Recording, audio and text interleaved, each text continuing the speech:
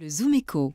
Je l'évoquais tout à l'heure dans le kiosque à 6h45 et ça vaut bien quelques explications, mon cher Axel de Tarlet. Un nouveau patron en vue pour PSA et c'est, semble-t-il, Carlos Tavares. Tavares, l'ancien numéro 2 de Renault qui va succéder à terme à Philippe Varin. C'est quand même très étonnant de voir un des top managers de Renault passer à la concurrence chez PSA. Oui, alors on se souvient qu'en l'occurrence, les relations entre Carlos Tavares et Carlos Ghosn, le patron de Renault, étaient très mauvaises, au point d'ailleurs qu'il s'est fait débarquer sans ménagement l'été dernier. Viré, on peut dire. Voilà, viré. Donc visiblement, il n'y avait pas de clause de non-concurrence, puisqu'effectivement, on le retrouve aujourd'hui chez Peugeot Citroën.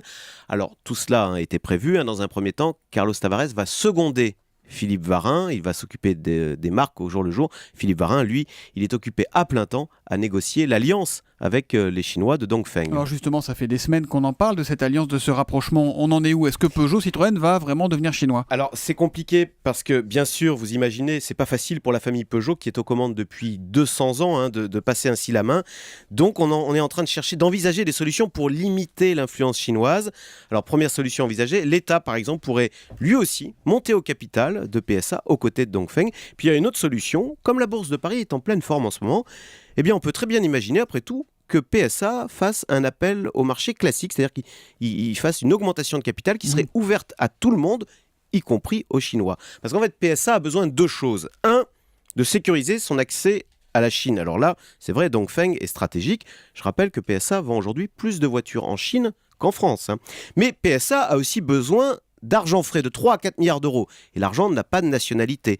Pourquoi PSA a besoin de cet argent ? Bien pour développer de nouvelles voitures et notamment cette nouvelle ligne qu'il est en train de lancer, qui s'appelle, c'est la fameuse DS. Un peu haut de gamme. D'ailleurs, Voilà. Peugeot Citroën inaugure aujourd'hui son showroom DS, juste à côté des Champs-Élysées.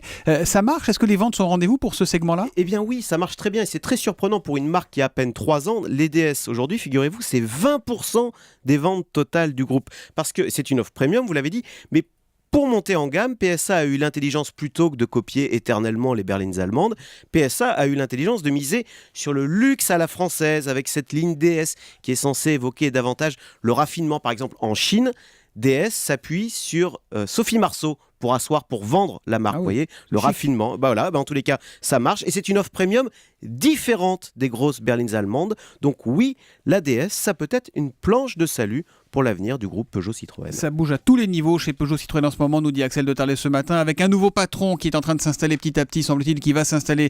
C'est l'ancien de Renault, Tavares, et puis un positionnement sur le haut de gamme pour essayer de rebondir, on va dire. Merci Axel.